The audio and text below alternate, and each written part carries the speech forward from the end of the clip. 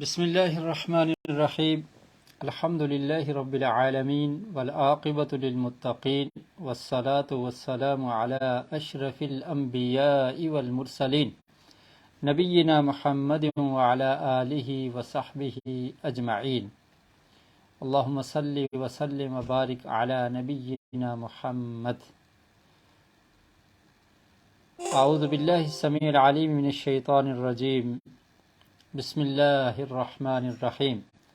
لقد من اللہ علی المؤمنین اذ بعث فیہم رسولا من انفسہم یتلو علیہم آیاتہ ویزکیہم ویعلمہم الکتاب والحکمہ وإن كانوا من قبل لفی ضلال مبین۔ قرآن مجید فرقان حمید سورہ آل عمران، اس کی آیت نمبر 164 میں اللہ تعالی نے ارشاد فرمایا کہ ہم نے مومنین پر احسان کیا ہے۔ لقد من اللہ علی المؤمنین، کہ یقیناً ہم نے احسان کیا مومنین پر کہ انہی میں سے ایک رسول بھیج دیے، اور اس رسول کی ڈیوٹی کیا ہے، اس رسول کی بعثت کا مقصد کیا ہے؟ یتلو علیہم آیاتہ، کہ وہ ان کو آیات پڑھ کر سناتا ہے، تلاوت کرتا ہے ان پر آیات ہی، ہماری آیات۔ وَيُزَكِّيهِمْ، اور ان کا تزکیہ نفس کرتا ہے۔ وَيُعَلِّمُهُمُ الْكِتَابَ وَالْحِكْمَةَ، اور انہیں کتاب و حکمت سکھاتا ہے۔ وَإِن كَانُوا مِن قَبْلُ لَفِي ضَلَالٍ مُبِينٍ، اور اگرچہ یہ لوگ آقا علیہ الصلوۃ والسلام کی بعثت سے پہلے واضح گمراہی میں تھے۔ نبی کریم صلی اللہ علیہ وسلم کی بعثت کا مقصد ہی یہ تھا کہ لوگوں کی غلامی سے نکال کر ایک اللہ کی بندگی کی طرف لگا دیا جائے، لوگوں کو غیروں کی عبادت سے چھڑا کر اللہ کی عبادت کی طرف لگا دیا جائے۔ چنانچہ نبی کریم صلی اللہ علیہ وسلم نے یہ پیغام مکہ کے لوگوں تک پہنچایا، ان کو یہ دعوت پیش کی۔ اللہ رب العالمین نے جو پیغام آپ کو دیا تھا اور جو وحی آپ کی طرف نازل ہوئی، اور اس کی تبلیغ کرنے کا جو ہدف تھا، تو آقا علیہ الصلوۃ والسلام اس کو پورا کرتے رہے اور اس کو پورا کرنے کا حق ادا کر دیا۔ سابقہ دروس میں ہم یہ ذکر کر چکے تھے کہ نبی کریم صلی اللہ علیہ وسلم نے اس تبلیغ کے لیے، دین کی نشر و اشاعت کے لیے، توحید کے پیغام کو لوگوں تک پہنچانے کے لیے کتنی کوششیں کی، کس طرح سے کوشش کرتے رہے۔ ہم نے یہ پڑھا تھا کہ آپ یہی دعوت پیش کرنے کے لیے مکہ کی بستی سے نکل کر طائف کی طرف چلے گئے، اور طائف کے لوگوں نے آپ کے ساتھ کیا سلوک کیا، اس کا ذکر ہم کر چکے ہیں۔ اس کے بعد آقا علیہ الصلوۃ والسلام کو اسراء اور معراج کروایا گیا، یہ بھی ہم اپنے سابقہ سبق میں پڑھ چکے تھے۔ پیارے رسول صلی اللہ علیہ وسلم فدا ابی و امی، آپ کوئی بھی موقع ہاتھ سے جانے نہیں دیتے تھے کہ کبھی کوئی موقع مل جائے اور میں اللہ کے پیغام کو لوگوں تک پہنچا دوں۔ جب طائف کے لوگوں نے اس بات کو تسلیم نہ کیا، نہ مانا، اس کے بعد آقا علیہ الصلوۃ والسلام مکہ میں رہتے ہوئے لوگوں کو دعوت دیتے تھے، اور ان کے بازاروں میں جا کر، مارکیٹس میں جا کر ان کو دعوت پیش کیا کرتے تھے۔ مسند احمد میں یہ روایت موجود ہے، اور اس کے علاوہ معجم الکبیر الطبرانی میں، مستدرک حاکم میں، کہ ربیعہ بن عباد الدولی وہ بیان کرتے ہیں، وَهُوَ شَاهِدُ عَيَانٍ، اور وہ اس بات کے عینی گواہ ہیں، انہوں نے اپنی آنکھوں سے یہ دیکھا۔ تو وہ یہ بیان کرتے ہیں کہ آقا علیہ الصلوۃ والسلام لوگوں کو کس طرح سے دعوت دیتے تھے۔ ایسا نہیں ہوتا تھا کہ آپ انتظار کرتے تھے کہ مسجد میں لوگ آئیں گے، میرے پاس آئیں گے، میں ان کو دعوت دوں گا، بلکہ آپ خود جا کر ان کو دعوت دیا کرتے تھے۔ ان تک اللہ کا پیغام پہنچانے کے لیے آقا علیہ الصلوۃ والسلام نکل جاتے بازاروں میں۔ تو ربیعہ بن عباد الدولی بیان کرتے ہیں رأیت رسول اللہ صلی اللہ علیہ وسلم بذی المجاز یتبع الناس فی منازلہم یدعوہم الی اللہ عز وجل. اللہ کے رسول ذی المجاز جگہ پر جاتے، عرفہ کے قریب یہ بازار ہے جس کو ذو المجاز کہا جاتا ہے، اور ایسے ہی بعض روایات میں ہے کہ اقاص وہ بھی عرفہ کے قریب ہے، تو وہاں پر آقا علیہ الصلوۃ والسلام چلے جاتے. دیکھیے کس قدر تڑپ تھی کہ میں نے اس دعوت کو پیش کرنا ہے، لوگوں کو سنانا ہے، لوگوں کو جہنم کی آگ سے بچانا ہے، ان کو راہ ہدایت دکھانی ہے. یہ طلب تھی اللہ کے رسول صلی اللہ علیہ وسلم کی، آپ کے اندر یہ جستجو تھی، آپ کوشش کیا کرتے تھے، کوئی موقع ہاتھ سے جانے نہ دیتے. بیان کرتے ہیں ربیعہ بن عباد دولی کہ ذی المجاز جگہ پر چلے جاتے، یتبع الناس فی منازلہم، ان کی جگہوں پر جا کر، یدعوہم الی اللہ عز وجل، ان کی منزلوں پر جا کر، ان کے گھروں پہ جا کر، اور وہاں پر جا کر اس جگہ پر ان کی دکانوں میں، ان کی مارکیٹس میں جا کر ان کو دعوت دیتے، اللہ کی توحید کا پیغام ان تک پہنچاتے، اللہ کی طرف بلاتے کہ یہ اللہ رب العالمین کا پیغام ہے، اس کو مان لو، لا الہ الا اللہ، اس کا اقرار کر لو، اللہ کے علاوہ کوئی عبادت کے لائق نہیں، کوئی بندگی کے لائق نہیں، اس کی بندگی کو اختیار کر لو. اس دعوت کو اللہ کے رسول اس طرح سے جا کر پیش کرتے مارکیٹس میں. اور پھر دیکھیے اس میں تکالیف کیسی تھی. اسی روایت کے الفاظ ہیں وَوَرَاءَهُ رَجُلٌ أَحْوَلٌ، آقا علیہ الصلوۃ والسلام دعوت پیش کر رہے ہیں اور پیچھے ایک آدمی اور جا رہا. یہ آدمی کون تھا؟ آپ کا چچا ابو لہب، روشن چہرے والا، بڑا خوبصورت، اور یہ جا کر لوگوں کو منع کر رہا ہے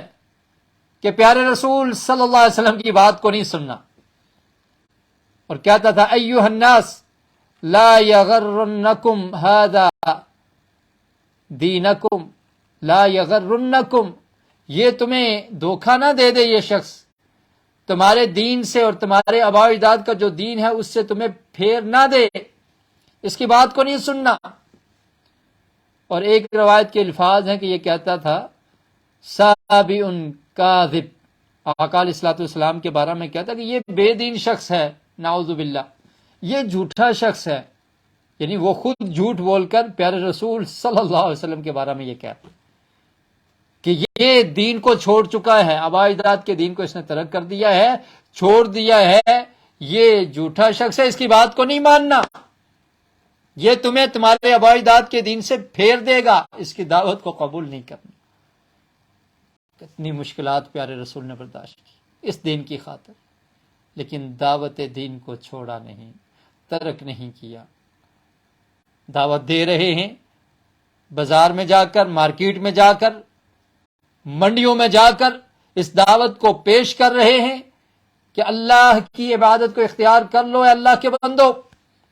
اور پیچھے یہ بدبخت یہ جا کر کہتا ہے کہ اس کی بات کو نہیں ماننا، نعوذ باللہ یہ جھوٹا شخص ہے، اور یہ کہیں تمہیں تمہارے آباء و اجداد کے دین سے پھیر نہ دے. ابو لہب ایسا کہا کرتا تھا. اور اس بازار میں اللہ کے رسول صلی اللہ علیہ وسلم ذو المجاز جگہ پر جب لوگوں کو مخاطب کرتے تو کیا الفاظ کہا کرتے تھے؟ یا ایھا الناس قولوا لا الہ الا اللہ تفلحوا، کہ اے لوگو کہہ دو لا الہ الا اللہ، اللہ کے علاوہ کوئی الہ نہیں، کوئی معبود نہیں، کوئی بندگی کے لائق نہیں، اسی کی عبادت کی جائے گی، وہ اکیلا ہی الہ ہے، وہ اکیلا ہی معبود ہے، عبادت صرف اسی کی ہوگی.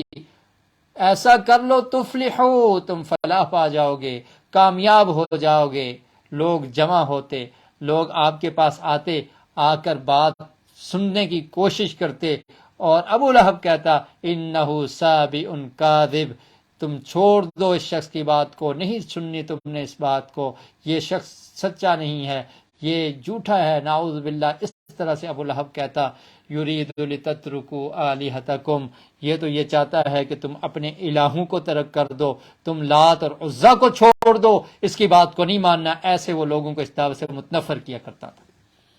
اور آپ دیکھیے کہ جب لوگ دعوت دینے والے ہوتے ہیں تو مخالفین بھی ہوتے ہیں۔ اللہ کے رسول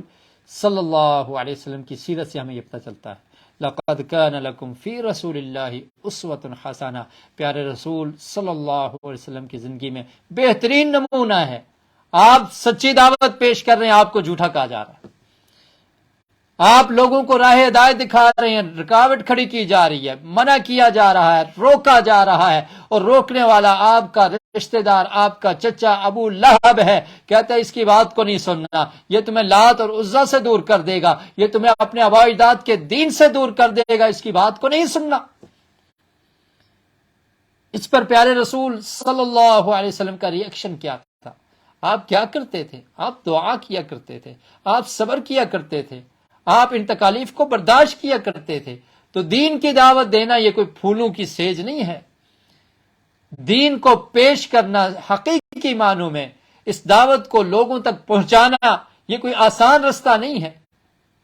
یہ مشکل کام ہے۔ اس کے لیے صبر چاہیے، اس کے لیے ہمت چاہیے، اس کے لیے جذبہ چاہیے، اس کے لیے اخلاص چاہیے، اس کے لیے الہیت چاہیے کہ صرف اللہ کے لیے انسان اللہ کی رضا کے لیے لوگوں کو دعوت پیش کرے، لوگوں کے طعنوں کی پرواہ نہ کرے، لوگوں کی ملامت کی پرواہ نہ کرے، لوگ اگر تکلیف دیتے ہیں اس کی پرواہ نہ کرے، بغیر کسی بات کی پرواہ کیے اللہ رب العالمین کی توحید، اللہ رب العالمین کا پیغام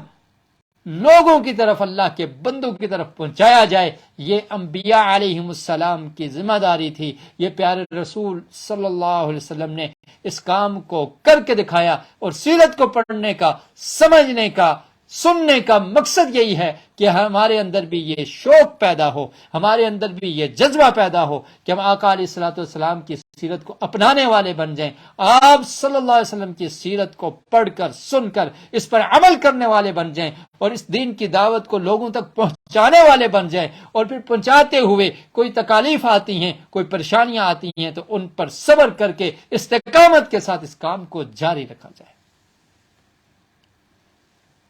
تو آقا علیہ الصلوۃ والسلام کوئی موقع ضائع نہ جانے دیتے، قبائل کے پاس کے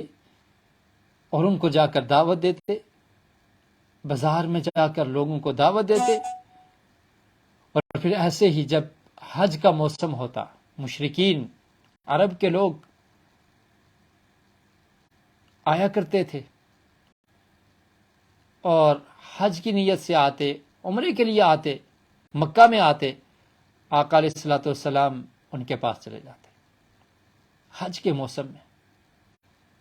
لوگ مینا میں موجود ہیں،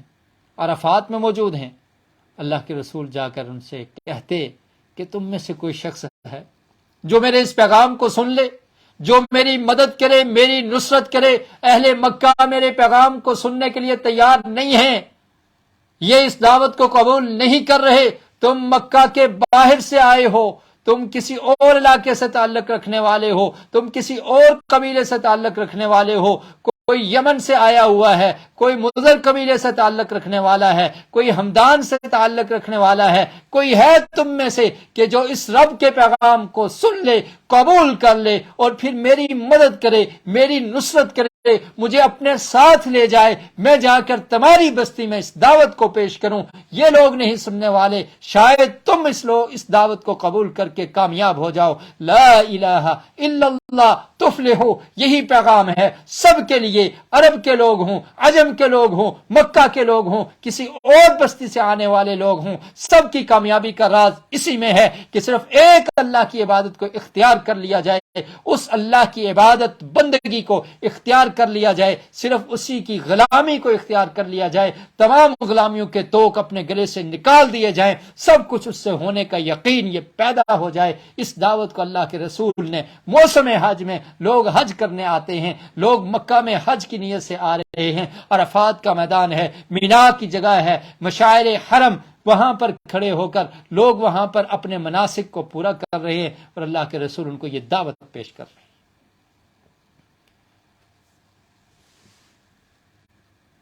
هل من رجل يحملني الى قومه، آپ جا کر کیسے لوگوں کو کہتے، حج کے موسم میں لوگوں سے مخاطب ہوتے اور کہتے کہ کیا تم میں سے کوئی شخص ہے یحملنی الی قومہ، جو مجھے لے جائے اپنی قوم کی طرف، فإن قریشا قد منعونی ان ابلغ کلام ربی عز وجل، کہ قریش نے تو مجھے منع کر دیا ہے کہ میں ان تک یہ پیغام پہنچاؤں، وہ سننے کے لیے تیار نہیں ہے، وہ میری دعوت کو قبول نہیں کر رہے۔ تم میں سے کوئی آدمی ایسا ہے کہ جو مجھے اپنی قوم کے پاس لے جائے اور میں اس دعوت کو وہاں پر جا کر پیش کروں؟ فَأَتَاهُ رَجُلٌ مِّنْ ہمدان، ہمدان قبیلے سے تعلق رکھنے والا ایک شخص آیا، اس سے پوچھا تم کون ہو؟ اس نے کہا کہ میں ہمدان سے ہوں۔ اور پیارے رسول صلی اللہ علیہ وسلم نے پوچھا کہ کیا تمہاری قوم یہ طاقت رکھتی ہے کہ وہ میری حفاظت کرے اور اس دین کا دفاع کرے اور میں تمہارے پاس جا کر اس دعوت کو پیش کروں؟ اس نے کہا ہاں ایسا ہو سکتا ہے۔ پھر تھوڑی دیر بعد وہ آدمی آیا اور وہ ڈر گیا کہ کہیں اس کی قوم دتکار نہ دے، کہیں اس کی قوم اس دعوت کو قبول نہ کرے، اور پھر اللہ کے رسول صلی اللہ علیہ وسلم کے پاس آ کر کہتا ہے کہ میں ان کے پاس جاؤں گا، پھر آپ کو اگلے سال آ کر اس بات کی خبر دوں گا۔ پھر وہ چلا گیا اور اگلے سال سے پہلے رجب کے مہینے میں آقا علیہ الصلوۃ والسلام کے پاس مدینہ سے کچھ لوگ آگے، انصار۔ یہ روایت جو ہمدانی شخص کی حوالے سے ہے، یہ روایت بھی مسند احمد میں ہے اور سنن ابی داؤد وغیرہ میں بھی، سنن ترمذی میں بھی موجود ہے۔ تو وہ چلا گیا، لیکن اگلے سال سے پہلے رجب کے مہینے میں انصار آ گئے، مدینہ کے باسی یہ لوگ آ گئے، اور اس سے یہ بھی پتہ چلتا ہے کہ جو بیعت عقبہ ہوئی، بیعت عقبہ اولیٰ، یعنی جب انصار مدینہ سے آئے نبی کریم صلی اللہ علیہ وسلم کے پاس، تو یہ 11واں سال تھا آقا علیہ الصلوۃ والسلام کی بعثت کا۔ 40 سال کی عمر میں آقا علیہ الصلوۃ والسلام پر وحی کا نزول ہوا، اس کے بعد سے لے کر 10 سال گزر چکے تھے، 11واں سال تھا، ابھی آپ مکہ میں ہی موجود تھے۔ تو انصار آئے آپ کے پاس اور 11ویں سال میں آئے، اور پھر اس وقت کیا ہوا، بیعت عقبہ الاولیٰ، ان لوگوں نے آ کر اللہ کے رسول صلی اللہ علیہ وسلم کے ہاتھ پر بیعت کی کہ ہم آپ کی حفاظت کریں گے، ہم آپ کا دفاع کریں گے، اور ہم دین کو قبول کر چکے ہیں اور اس دین کے لیے ہم اپنا سب کچھ قربان کرنے کے لیے تیار ہیں، آپ ہمارے پاس آ جائیں۔ تو پھر اس کے بعد اگلے سال یعنی 12 بعثت، آقا علیہ الصلوۃ والسلام کی بعثت کے بعد 12واں سال تھا، تو اس وقت بیعت عقبہ ثانیہ ہوئی، اور پھر اس کے بعد ہجرت مدینہ ہوئی۔ تو جب آقا علیہ الصلوۃ والسلام کے پاس انصار پہنچے تو اس واقعے کو بیان کرتے ہیں جابر بن عبداللہ انصاری رضی اللہ تعالی عنہ، ان کا تعلق بھی چونکہ انصار سے ہے تو وہ اس واقعے کو بیان کرتے ہیں۔ یہ روایت سیرت کی کتابوں میں بھی موجود ہے، اور اس طرح احادیث کی کتابوں میں بھی موجود ہے، صحیح البخاری وغیرہ میں یہ روایت موجود ہے، اور اسی طرح سیرت ابن ہشام میں بھی یہ روایت موجود ہے۔ تو جابر بن عبداللہ رضی اللہ تعالیٰ عنہ بیان کرتے ہیں، فرماتے ہیں مکث رسول اللہ صلی اللہ علیہ وسلم بمکہ 10 سنین، آقا علیہ الصلوۃ والسلام 10 سال مکہ میں رہے۔ یتبع الناس فی منازلہم، آپ لوگوں کے پاس جا کر ان کی جگہوں پر جا کر ان کو دعوت دیتے، عکاظ میں چلے جاتے، ذو المجاز میں چلے جاتے، اور اسی طرح مینا میں جب حج کے موسم میں جاتے اور ان کو جا کر یہ کہتے من یؤوینی من ینصرنی، کون میری مدد کرے گا، حتی ابلغ رسالت ربی، کہ تاکہ میں اپنے رب کا پیغام تم تک پہنچا دوں، وَلَهُ الجنہ، اور جو مدد کرے گا اس کو جنت ملے گی۔ اللہ اکبر، جو دین کی مدد کرے گا اس کو جنت ملے گی۔ کون ہے تم میں سے؟ تو لوگ یمن سے آتے اور اسی طرح دیگر قبائل سے بھی لوگ آتے، مضر قبیلے کے لوگ آتے، اور اللہ کے رسول صلی اللہ علیہ وسلم ان کو یہی کہتے کہ کون ہے تم میں سے کوئی میری مدد کرنے والا کہ اس کو جنت ملے گی، اور میں تاکہ دین کا پیغام تم لوگوں تک، تمہاری قوم کے لوگوں تک وہ پہنچا سکوں۔ مکہ کے لوگ ان لوگوں کو روکتے تھے اور کہتے تھے، جو بھی آتا باہر سے اس کو کہتے کہ اس آدمی کی بات کو نہیں سننا، محمد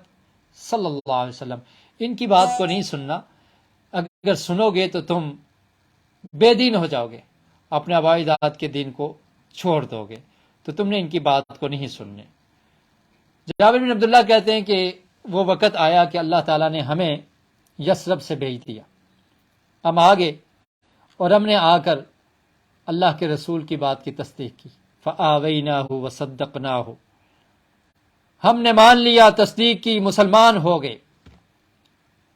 اور پھر ہم میں سے جو شخص بھی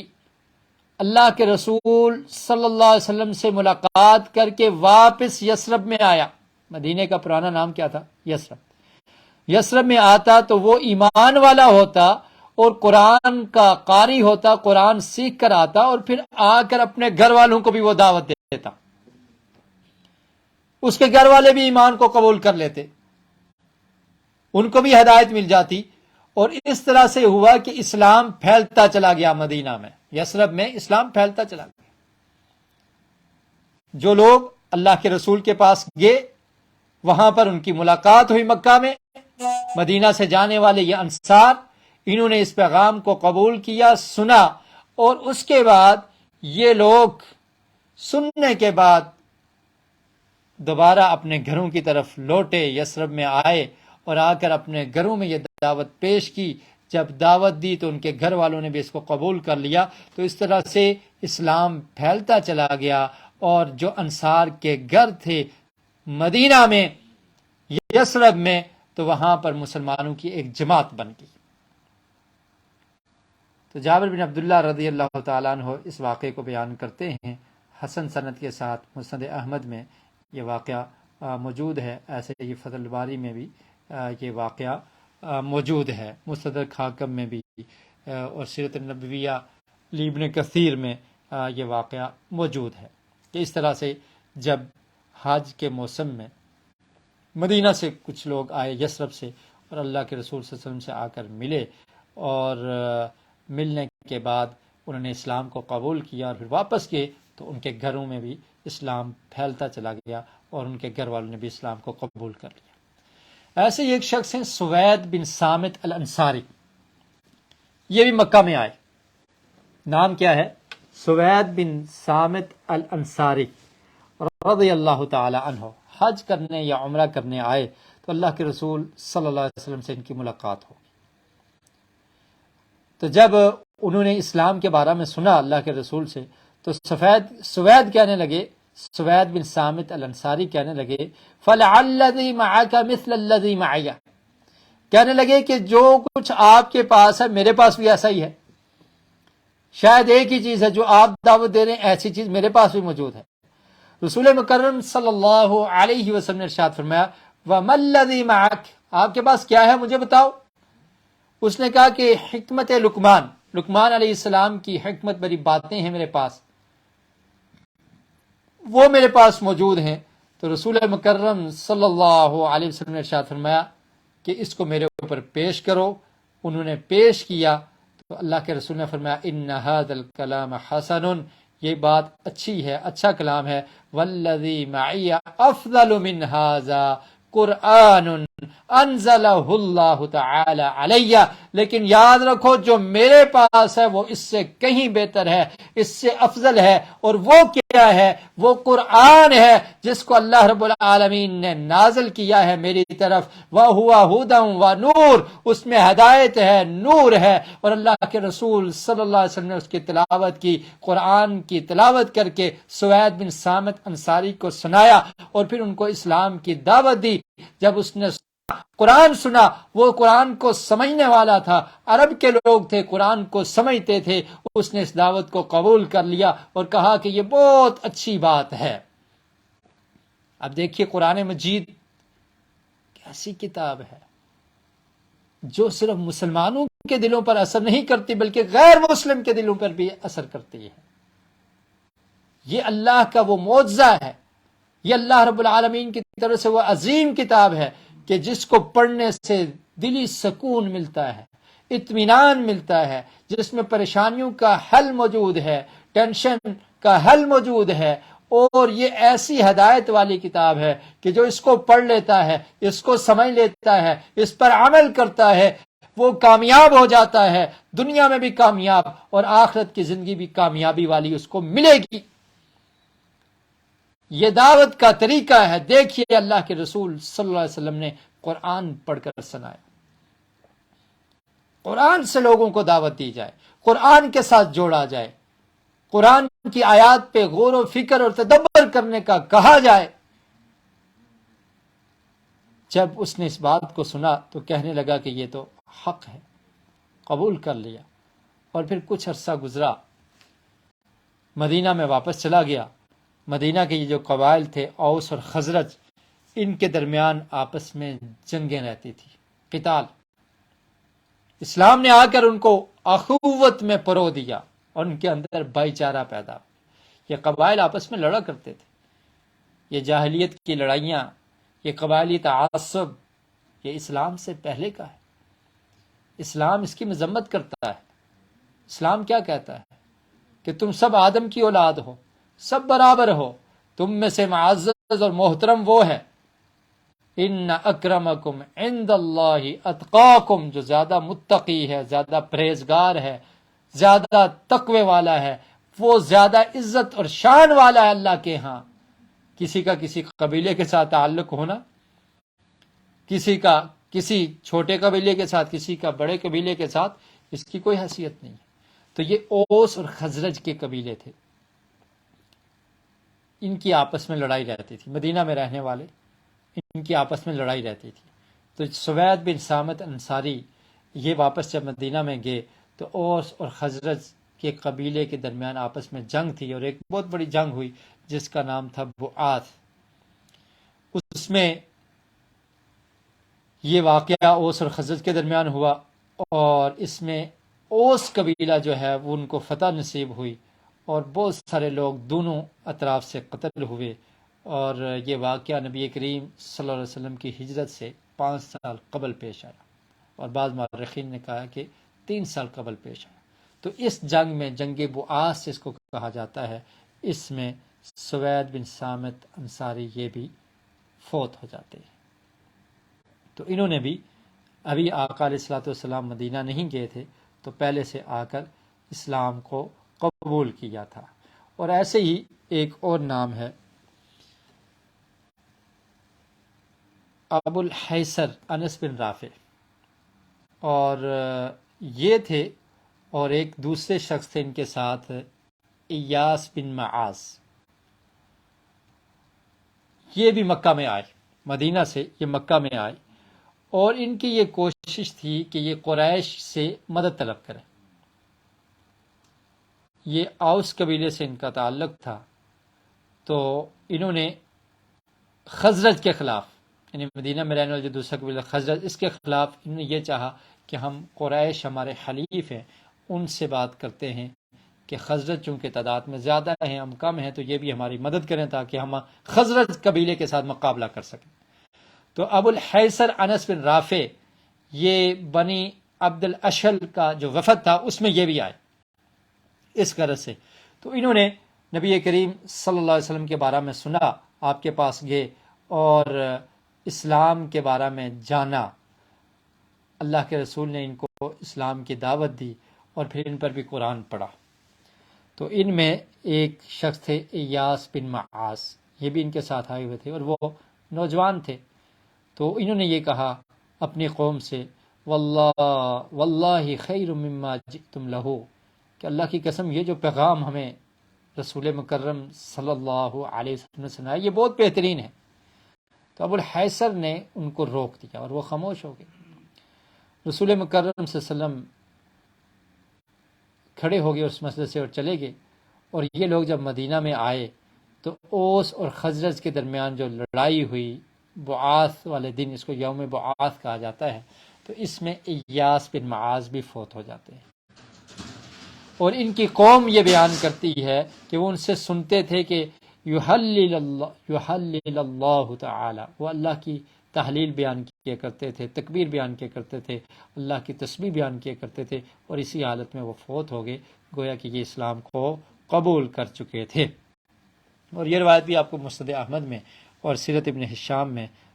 حسن سند کے ساتھ ملے گی۔ تو یہ ایاس بن معاذ، انہوں نے بھی اسلام کو قبول کر لیا تھا، اور یہ جنگ بعاث میں ان کی موت واقع ہوئی تو یہ اسلام کی حالت میں فوت ہوئے اور اسلام قبول کر چکے تھے۔ اور اسی طرح سوید بن صامت، ان کے بارے میں بھی ہم بیان کر چکے ہیں کہ ابھی آقا علیہ الصلوۃ والسلام مدینہ میں نہیں گئے، اور یہ لوگ پہلے سے جب مکہ میں آئے تھے تو ان میں یہ دو شخصیات تھی کہ انہوں نے اسلام کو قبول کر لیا تھا۔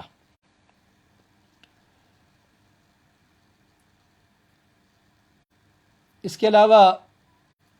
دو اور آدمی ہیں اوس سے، ان کے بارے میں بھی یہ بیان کیا جاتا ہے کہ انہوں نے اسلام کو قبول کر لیا تھا، لیکن ان کے بارے میں صحیح روایات سے یہ ثابت نہیں ہوتا کہ انہوں نے واقعتاً اسلام کو قبول کیا یا نہیں کیا۔ تو اس کے بعد انصار، یہ لوگ آئے وفد کی صورت میں اللہ کے رسول صلی اللہ علیہ وسلم کے پاس، اور آقا علیہ الصلوۃ والسلام نے ان سے بیعت لی اور انہوں نے اسلام کو قبول کیا، جس کو بیعت العقبہ الاولی کہا جاتا ہے۔ تو بیعت العقبہ الاولی یہ اس وقت ہوئی کہ جب خزرج کے جو لوگ آئے تھے وہ مل کر چلے گئے، تو اس کے بعد مدینہ سے کچھ لوگ آئے، خزرج کا وفد تھا اور اس میں 12 لوگ تھے، 10 لوگ خزرج قبیلے سے تعلق رکھنے والے تھے اور 2 لوگ اوس قبیلے سے تعلق رکھنے والے تھے۔ اور اب یہ دیکھیں کہ اسلام نے ان کے درمیان محبت پیدا کر دی، یہ آپس میں ایک دوسرے کے دشمن تھے، لڑائیاں کیا کرتے تھے، لیکن جب ان نے اسلام قبول کر لیا تو اسلام نے ان کے اندر محبت پیدا کر دی۔ تو اب 12 لوگ خزرج قبیلے سے اور 2 لوگ اوس قبیلے سے یہ آئے اور نبی کریم صلی اللہ علیہ وسلم کے پاس پیش ہوئے، اور آقا علیہ الصلوۃ والسلام کے ساتھ ان کا وقت طے ہوا ملاقات کا، اور اس کو بیعت العقبہ الاولی کہا جاتا ہے۔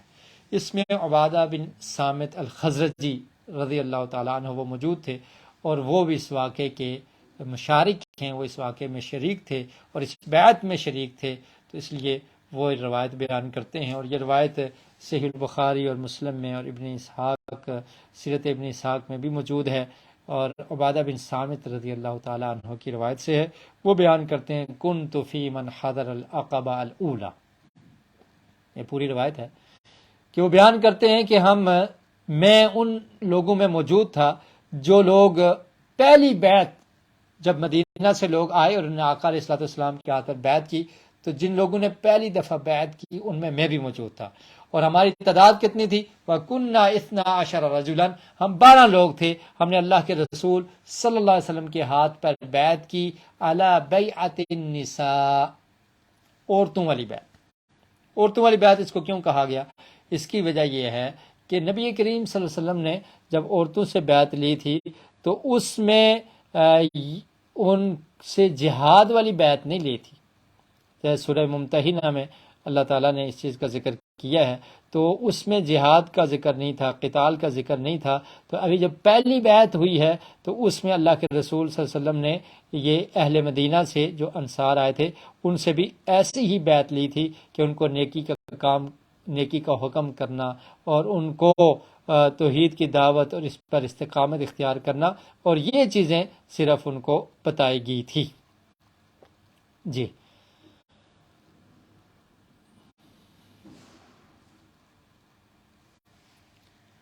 تو عبادہ بن صامت بیان کرتے ہیں رضی اللہ تعالیٰ عنہ کہ اللہ کے رسول نے ہم سے بیعت لی وَذَلِكَ قَبْلَ أَن يَفْتَرِضَ عَلَيْنَا الْحَرْبَ، تو ابھی جنگ اور قتال فرض نہیں ہوا تھا، اس سے پہلے کی یہ بات تھی. تو اس لیے یہ بیعت جو ہے وہ بیان کرتے ہیں، کہتے ہیں کہ جیسے عورتوں کی بیعت تھی اس طرح کی بیعت اللہ تعالیٰ نے اللہ کے رسول صلی اللہ علیہ وسلم نے ہم سے لی.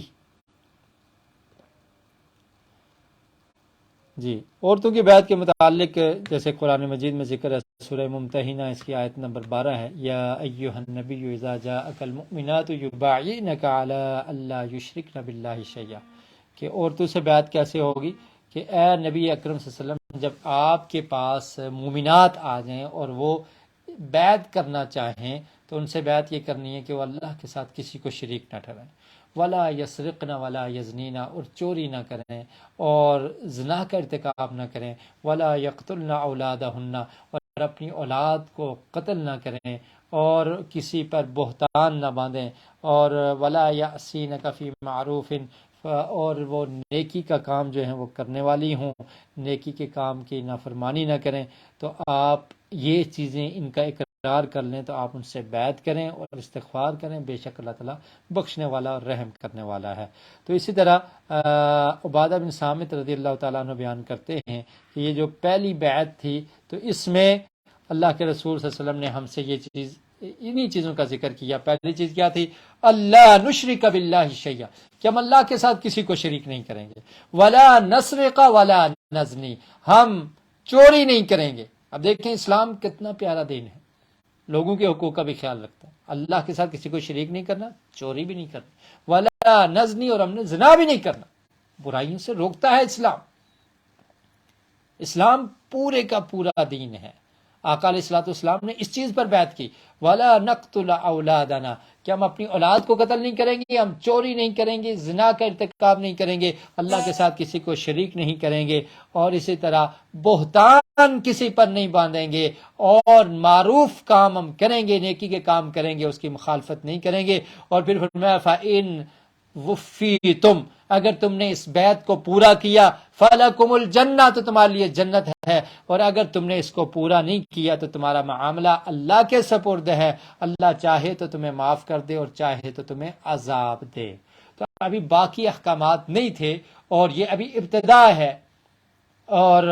انصاری مکہ میں آئے ہیں تو آقا علیہ الصلوۃ والسلام نے ان سے ان بنیادی چیزوں پر بیعت لی. عبادہ بن صامت بیان کرتے ہیں کہ ابھی قتال لڑائی کا یہ معاملہ بھی نہیں تھا، کفار مقابلے والا معاملہ بھی نہیں تھا، تو اس لیے یہ بنیادی چیزیں اللہ کے رسول صلی اللہ علیہ وسلم نے اس کا عہد لیا. اور اس میں 12 لوگ تھے. کتنے لوگ تھے؟ 12 لوگ تھے، جس میں سے خزرج کے لوگ، خزرج قبیلے سے تعلق رکھنے والے لوگ 10 تھے، اور 2 اوس قبیلے سے تعلق رکھنے والے لوگ تھے. اور جب یہ بیعت ہوگی اور انصار مدینہ کی طرف چلے گئے تو پھر اللہ کے رسول صلی اللہ علیہ وسلم نے ان کی طرف مصعب بن عمیر کو بھیجا. مصعب بن عمیر رضی اللہ تعالی عنہ یہ قاری قرآن تھے،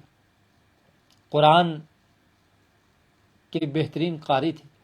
ان کو بھیجا وَيُعَلِّمُهُمُ الْإِسْلَامَ، کہ تاکہ جا کر ان کو قرآن سکھائیں، اسلام کی تعلیمات ان تک پہنچائیں اور انہیں دین کا فہم سکھائیں.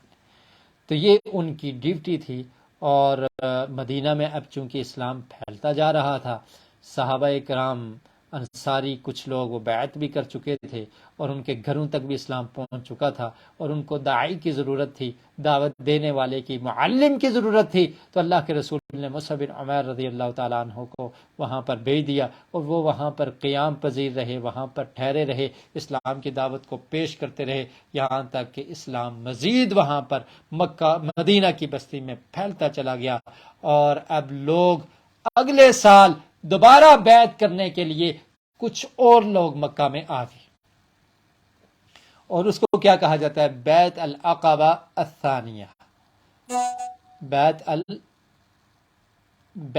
العقبہ الثانیہ، عربی میں کہیں گے بیعت العقبہ الثانیہ، دوسری بیعت. تو جب اسلام پھیلتا چلا گیا اور مسلمان مطمئن ہو گئے اور انصار بھی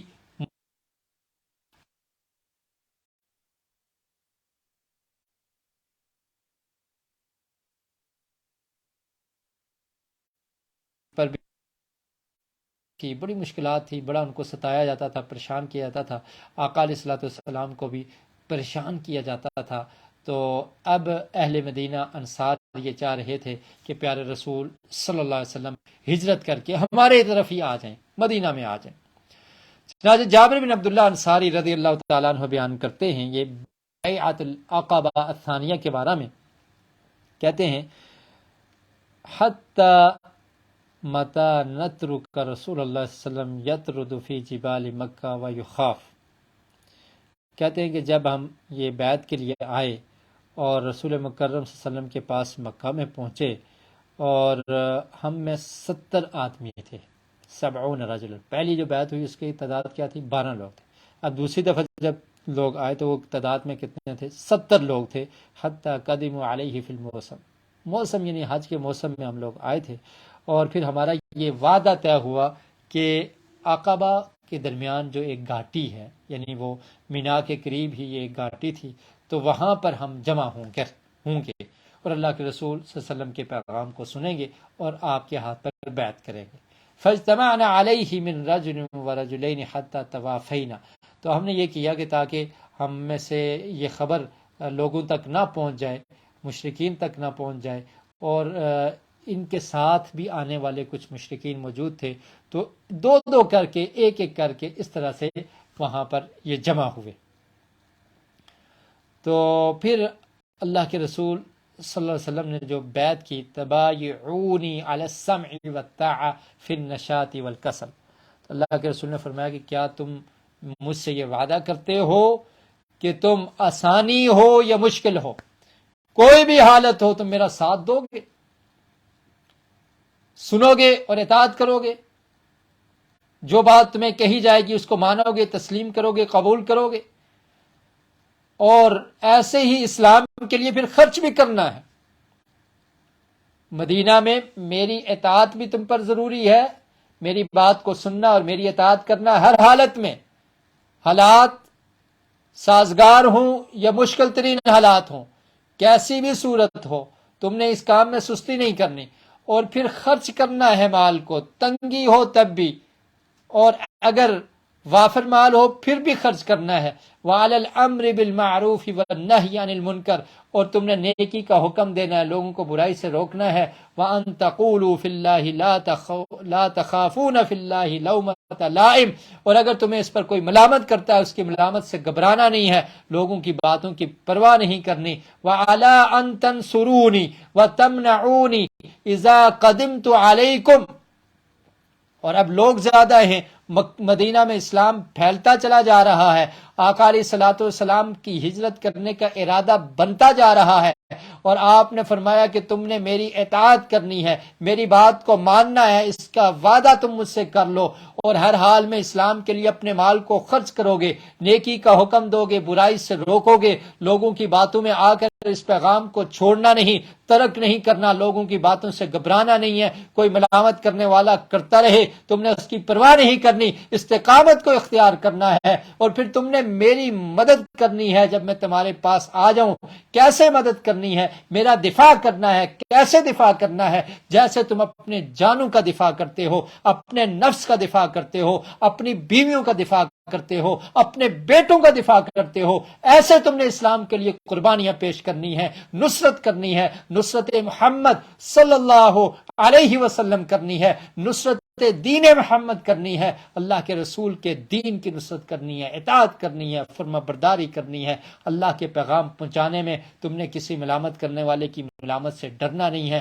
اور اس طرح سے میری حفاظت کرنی ہے جیسے تم اپنے اہل و عیال کی حفاظت کرتے ہو، اور تمہیں ملے گا کیا؟ وَلَكُمُ الْجَنَّةُ، یہ جنت کا راستہ ہے، جنت تمہاری ہوگی، جنت کے تم مستحق بن جاؤ گے۔ اللہ اکبر کبیرہ، اس چیز کو کرنے کی ضرورت ہے۔ یہ عہد و پیمان اپنے آپ سے کیجئے، کہ ہم نے اسلام کے لیے اپنی زندگی کو وقف کرنا ہے. میری زندگی کا مقصد تیرے دین کی سرفرازی، میں اسی لیے مسلمان، میں اسی لیے نمازی. صحابہ کرام کو اللہ کے رسول نے یہی تعلیم دی تھی، یہی ان سے وعدہ لیا تھا، اسی پر ان سے بیعت کی تھی. انہوں نے اس بیعت کو قبول کر لیا، اس وعدے کو پورا کیا. اللہ نے فرمایا رضی اللہ عنہم ورضوا عنہ، اللہ ان سے راضی ہو گیا، وہ اللہ سے راضی ہو گئے. آج اگر کامیابی چاہتے ہو اسی طریق پر چلو، اسی طریق کو اختیار کرو. سیرت کا پیغام یہی ہے، یہی بات ہم آپ کو سمجھانے کے لیے یہاں پر آئے ہیں، یہی پیغام آپ تک پہنچانا چاہتے ہیں کہ میری اور آپ کی کامیابی کس میں مضمر ہے. کامیابی اس میں ہے کہ مسلمان اسلام کو قبول کر لے، حقیقی معنوں میں اسلام پر عمل کرنے والا بن جائے، سیرت رسول کو اپنانے والا بن جائے، اور اسلام کے دفاع کے لیے اپنا سب کچھ قربان کرنے کے لیے تیار ہو جائے. اس پیغام کو رہتی دنیا تک پہنچا دے. اگر اس کی جان چلی جاتی ہے اس کو جنت مل جائے گی، اگر اس کا مال جاتا ہے مال کو قربان کر لے. اسلام کی ابیاری کے لیے اپنا سب کچھ قربان کر دے، جیسے انصار نے قربان کیا، جیسے مہاجرین نے قربان کیا، جیسے انصار صحابہ کرام صلی اللہ کے رسول نے یہ وعدہ لیا انہوں نے پورا کر دیا. اللہ کے رسول نے ان کو جنت کی بشارت سنا دی. اگر ہم بھی آخرت میں کامیاب ہونا چاہتے ہیں، جنت کے حقدار بننا چاہتے ہیں، تو طریق یہی ہے. اللہ کے رسول صلی اللہ علیہ وسلم نے جب یہ بات فرمائی تو جابر بن عبداللہ بیان کرتے ہیں فقمنا الیہ فبایعناہ، ہم نے بیعت کر لی اللہ کے رسول سے، مانا ہم نے تسلیم کر لیا، ہم قبول کریں گے. وَأَخَذَ بِيَدِهِ اسعد بن زرارہ وَهُوَ مِنْ أَصْغَرِهِمْ، اور اسد بن زرارہ یہ سب سے چھوٹے تھے، اور انہوں نے کہا اے اہل یثرب کہ ہم اتنا لمبا سفر کر کے آئے ہیں اور ہم نے اونٹوں کے جگر تھکا دیے، یعنی اتنا لمبا سفر کیا، تو ہم آپ کو اللہ کے رسول سمجھتے ہیں اور ہم اس کو قبول کرتے ہیں، اور ہم آپ کا مکمل دفاع کریں گے. اور ہم جانتے ہیں کہ حالات سخت ہیں، مکہ کے لوگ آپ کے مخالف ہیں، مشرکین آپ کی مخالفت کریں گے، لیکن ہم آپ کا ساتھ دیں گے. ہمیں اس کے لیے لڑنا پڑے تو ہم لڑنا بھی جانتے ہیں، ہم سب کچھ قربان کرنے کے لیے تیار ہیں، اور ہم اللہ رب العالمین سے اس کا اجر چاہتے ہیں. تو اس طرح سے ان لوگوں نے بیعت کی. اور پھر حضرت عباس، یہ اس وقت مسلمان نہ ہوئے تھے، نبی کریم صلی اللہ علیہ وسلم کے چچا تھے. تو انہوں نے جب انصار کی طرف دیکھا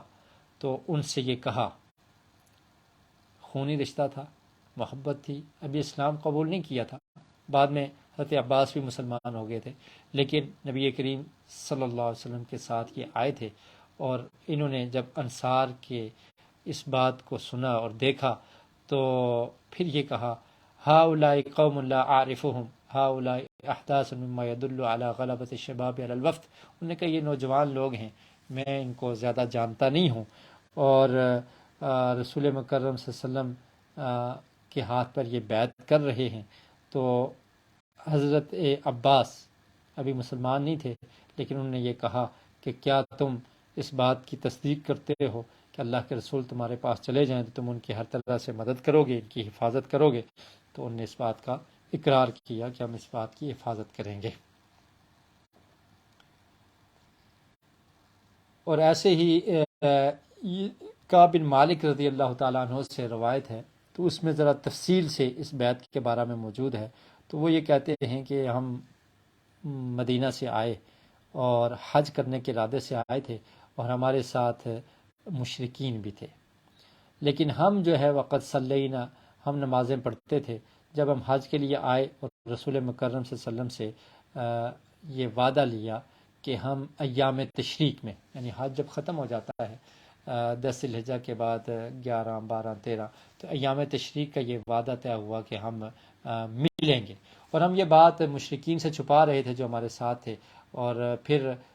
ہم ایک رات سو گئے، اور اب دیکھیں کہ کتنی تڑپ ہے، رات کا تیسرا حصہ جب باقی رہ جاتا ہے تو وہ بیان کرتے ہیں کعب بن مالک کہ ہم اللہ کے رسول صلی اللہ علیہ وسلم کے پاس چلے گئے، آرام سے گئے اور اس گھاٹی پر پہنچ گئے. اور یہ بیان کرتے ہیں کہ وَنَحْنُ ثَلَاثَةٌ وَسَبْعِينَ رَجُلًا، ہم 73 لوگ تھے، یعنی 70 یا 70 سے زائد تھے، اس لیے ٹوٹل نے یہ بیان کیا کہ 73 لوگ تھے، اور ہمارے ساتھ 2 عورتیں بھی تھیں. ایک کا نام تھا نصیبہ بنت کعب اور دوسری تھی اسماء بنت عمر. تو کہتے ہیں کہ ہم اس گھاٹی پر جمع ہوئے اور اللہ کے رسول صلی اللہ علیہ وسلم کا انتظار کر رہے تھے، اور آپ کے ساتھ عباس بن عبد المطلب بھی تھے، اور وہ اس وقت اپنی قوم کے دین پر تھے، ابھی انہوں نے اسلام کو قبول نہیں کیا تھا، لیکن اللہ کے رسول صلی اللہ علیہ وسلم کے ساتھ آئے تھے، کیونکہ وہ حضرت عباس رضی اللہ تعالیٰ عنہ آپ کے چچا تھے اور آقا علیہ الصلوۃ والسلام آپ کے بھتیجے تھے، تو ان کے ساتھ آئے تھے. اور جب وہاں پر بیٹھے تو حضرت عباس بن عبد المطلب نے یہ کلام کی اور پھر پوچھا کہ ان الرسول فی منعت من قومہ، کہ یہاں پر یہ ہماری اپنی قوم یعنی ان کا قبیلہ بنو ہاشم ان کی مدد کرتا ہے، اگرچہ ان کے پیغام کو قبول نہیں کرتا لیکن ان کے دفاع کرتے ہیں، لیکن اب اللہ کے رسول ہجرت کرنا چاہتے ہیں، یہاں سے مدینہ کی طرف جانا چاہتے ہیں، تو کیا تم لوگ اس بات کی تاکید کرتے ہو؟ انصار سے پوچھا آپ کے چچا نے، عباس نے رضی اللہ تعالیٰ عنہ نے، ابھی نے اسلام قبول نہیں کیا تھا، لیکن پوچھا کہ کیا تم اس کی تائید کرتے ہو کہ تم لوگ مدد کرو گے؟ تو انصار نے کہا کہ اللہ کے رسول کی بات ہم سننا چاہتے ہیں اور ہم اس بات کو طے کرنے کے لیے آئے ہیں اور ہم ان شروط کو ماننے کے لیے تیار ہیں اور ہم اللہ کے رسول کے ہاتھ پر بیعت کریں گے. چنانچہ رسول مکرم صلی اللہ علیہ وسلم نے قرآن مجید کی تلاوت کی اور اللہ کی طرف دعوت دی، اسلام کی رغبت ان کے دلوں میں بٹھائی اور پھر ان سے بیعت کی کہ الا ان تمنعونی مما تمنعون منہ نساءکم وابناءکم، کہ کیا تم میری ایسے ہی حفاظت کرو گے جیسے تم اپنے بچوں کی اور اپنی خواتین کی حفاظت کرتے ہو. اور پھر برا بن معرور جو ہیں انہوں نے بھی یہاں پر بات کی اور انہوں نے کہا لنمنعنک مما نمنع منہ، جیسے ہم اپنے بچوں کی حفاظت کرتے ہیں ایسے ہی آپ کا دفاع کریں گے اللہ کے رسول، اور ہم اہل حرب ہیں، ہم جنگ کرنا بھی جانتے ہیں، ہم بڑوں سے آ کر ہم یہ مقابلہ کرتے رہے ہیں اور اب دین کے لیے آپ کی حفاظت کے لیے ہم اپنا سب کچھ لٹا دیں گے اور ہم ایسا کرتے رہیں گے. رسول مکرم صلی اللہ علیہ وسلم مسکرا دیے اور پھر اس طرح سے ان کے ساتھ یہ بیعت طے ہوئی. اور پھر ان میں سے 12 لوگ جن کو نقیب کہا جاتا ہے، یعنی ان کو منتخب کیا گیا کہ وہ اپنی قوم کے پاس جائیں گے اور یہ ان کے نقیب ہوں گے. ان میں سے 9 لوگ جو ہیں وہ خزرج قبیلے سے تھے اور 3 اوس قبیلے سے تھے. اور پھر اللہ کے رسول صلی اللہ علیہ وسلم نے ان کو یہ کہا کہ اب تم لوگ اپنی اپنی رہائشوں پر چلے جاؤ. اور شیطان نے چونکہ اس بات کو سن لیا تھا تو وہ باہر نکل کر چلایا اور قریش کو جا کر کہتا ہے کہ اس طرح سے یہ پلاننگ ہوئی ہے اور یہ باتیں ہوئی ہیں. اور قریش کے لوگ جب صبح ہوئی تو وہ ان انصاریوں کے پاس آئے، اہل مدینہ اہل یثرب جو یثرب سے لوگ آئے تھے، اور ان کو جا کر پوچھتے ہیں کہ تم نے کیا اس طرح سے یہ بات کی ہے اور اللہ کے رسول صلی اللہ علیہ وسلم ہجرت کا ارادہ رکھتے ہیں. تو بہرحال اس طرح سے یہ بیعت عقبہ ثانیہ ہوئی. یثرب سے آنے والے لوگ وہ مکہ میں آئے اور نبی کریم صلی اللہ علیہ وسلم سے بیعت کی اور آپ کے دفاع کا عہد و پیمان کیا. اور پھر نبی کریم صلی اللہ علیہ وسلم سے یہ کہا کہ آپ ہجرت کر کے ہمارے پاس آئیں، ہم آپ کی ہر لحاظ سے نصرت کریں گے. اور پھر اس کے بعد ہجرت کا واقعہ پیش آیا. ہجرت کے بارے میں ہم انشاءاللہ اپنے نئے اگلے درس میں انشاءاللہ پڑھیں گے کہ جب نبی کریم صلی اللہ علیہ وسلم نے مکہ کی طرف ہجرت کی تو اب تک مدینہ کی طرف ہجرت کی، اب تک مکہ کی جو زندگی تھی اور اس کے جو واقعات تھے اس کو ہم نے آپ کے سامنے رکھا ہے. اور انشاءاللہ آگے آنے والے جو ہمارے دروس ہوں گے اس میں ہجرت مدینہ کا اور پھر مدینہ میں نبی کریم صلی اللہ علیہ وسلم کی جو زندگی گزری اس کے بارے میں بات ہوگی. اللہ رب العالمین سے دعا ہے کہ اللہ تعالی ہمیں سیرت النبی صلی اللہ علیہ وسلم کو پڑھنے کی، سمجھنے کی اور اس کو اپنانے کی توفیق نصیب فرمائے. وآخر دعوایا ان الحمد للہ رب العالمین. سبحانک اللہم وبحمدک اشہد ان لا الہ الا انت استغفرک واتوب الیک.